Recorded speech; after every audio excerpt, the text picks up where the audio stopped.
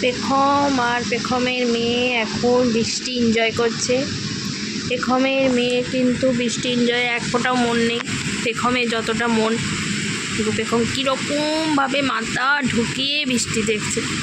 ও বৃষ্টি দেখতে, প্রকৃতি দেখতে এত ভালোবাসে বলার কথা নয়। দেখো কীরকমভাবে প্রকৃতি দেখছে, মানে বৃষ্টি এনজয় করছে পুরো। আমারও খুব ভালো লাগে, সেই জন্য আজকে এই জানলাটা খুলে দিয়েছি। জানলাটা আমি সচরাচর খুলি না, কারণ জানলা দিয়ে প্রচণ্ড ধুলো আসে, আর পাশেই খাট, আর খাটে ধুলোগুলো জমে, আর বৃষ্টির সময় প্রচণ্ড ছাট দেয়। কিন্তু আমি পেখমের বৃষ্টির প্রতি ভালোবাসা দেখে খুলে দিতে বাধ্য হয়েছি। কি বৃষ্টি দেখছো?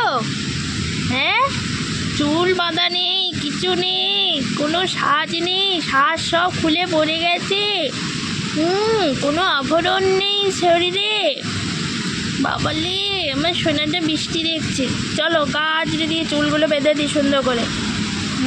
আর অত বৃষ্টি দেখতে হবে না, ছাড় দিয়েছে তো, মাথাটা তো ভিজে গেছে। হ্যাঁ, মাথাটা তো ভিজে গেছে ছাটে।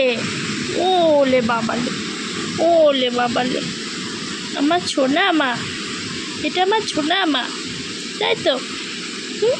আমার ছোনা মার নাকুটা দেখছো? নাকুটা, মুখ চোখ কিচ্ছু বোঝা যায় না ছোনামাটা।